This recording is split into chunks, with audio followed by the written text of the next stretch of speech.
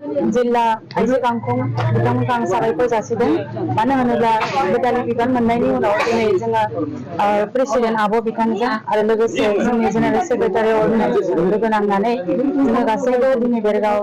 जिल्लायाव फैदों आरो बेनि जे बेरगाव जिल्लायाव थानाय मोनबा समस्ति बिथांमोननिफ्राय जोङो आइजोफोरनिफ्राय रिपर्टखौ लानाय जादों जे बबे बबे ब्लकआव बा समस्तियाव माबोरै खामानिया सोलिगासिनो दङ आरो जोंनि इउपिपिएल हानजा हिसाबै बिथांमोननिफ्राय बोरै जोङो खामानिखौ मावलांनो हादों उन समाव जाहाथे जोङो मोजां मोजां खामानिखौ बिथांमोननि सेराव होनानै जाहाथे इयुथ जेनेरेसन आरो जायफोर बिथांमोना खामानिनि थाखाय स्कप मोनाखै बिथांमोनखौबो लानानै जाहाथे आवगायलांनो हायो बिथांमोननिफ्राय जोङो रिपर्टखौ लानाय जादों आरो बे रिपर्टनिफ्राय जोङो मिथिनानै मोनदों जे भिसिडिसि ओनसोलाव माबे मोनसेयाव जोङो खैथा न' मोनखो मनरेगानिफ्राय बा बबे बबे जिल्लायाव कमिउनिटि टयलेट फेसिलिटि बेफोरखौ मोननो हादों बेफोरखौ जोङो सावरायनाय जादों आरो अरुनदयनि हिसाबै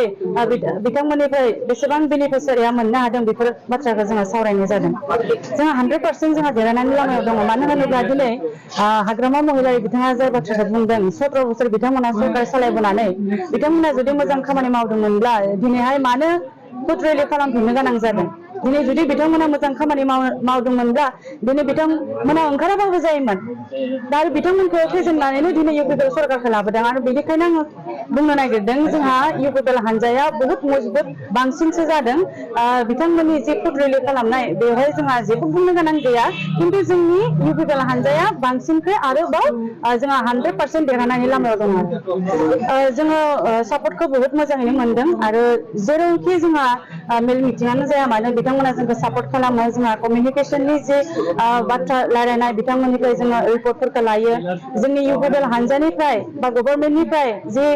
स्किमफोरखौ लानाय जादों बेवहायबो जोंखौ इनभल्भ खालामो जाहाथे जों रायजोफोरनि सेराव बिथांमोननि थाखाय जाहाथे खालामनानै होनो हायो बेफोर बाथ्राखौ बिथांमोनाबो सावरायो आरो लोगोसे जोंनि गभर्नमेन्टनिफ्राय जे सुपार 50 मिसनानो जा बा नलेज फेस्टिभेलानो जा बा जोंनि जे पर्ट एसियान खख' गेम जालांबाय बेनिफ्रायबो जोङो मिन्थिनो हायो जे जोंनि जे स्पर्ट्स गेलेनो हानाय गथ'फोर दङ बा जोंनि जे जायफोर बिथांमोना मोजां फरायनाय जायफोर कचिं लानो लुबैनाय आइएस फरायनाय बा इउपिएससि कचिंनि थाखाय प्रिपेरेसन खालामनो गोसो गुदुं गथ'फोरा बिथांमोना जे सुपार 50निफ्राय मोनलांबाय बिथांमोनखौबो आं माने साबायखर जासिदों। मानो होनोब्ला जोंनि इउपिपिएल हानजाया मोनसेल' खामानिखौ नाजानानै थायाखै जाहाथे मोनफ्रोमबो बिथिङाव आवगायलांनो हायो बेनि थाखायसो खामानि मावगासिनो दङ आरो बिथांमोना जोंखौ बे बाथ्रा बुंनायनिफ्राय जानगाराव थानांगौ। मानो होनोब्ला बिथांमोना 17 बोसोर सासन खालामनायनि समाव दिनैसिम जि स्पर्ट्सनि सापर्टिभ गथ'फोर गेलेनाय दङ बिथांमोना जेबो सुबिदा मोनाखै। खारन स्पर्ट्स खथा हिसाबै जोंनि इउपिपिएल हानजा सरकारि हिसाबै लाबोनायाव आइएसपिएल गेमखौ खुंनाय जादों आरो बेवहाय गोबां फुटबल गेलेगिरि हानजा बिथांमोना सापर्टखौ मोनदों आरो बेनि गेजेरजों जोंनि इण्डियानि जि बान्था सन्टष ट्रफि बे जोंनि जायगायावनो जायाखैमोन आरो बेनिफ्राय जोंनि गोसो गुदुं गेलेनो हानाय गथ'फोरा चान्स मोनलांदों आरो बेनि उनाव जि नलेज फेस्टिभेल लादों नलेज फेस्टिभेल लानाय समावबो गोबां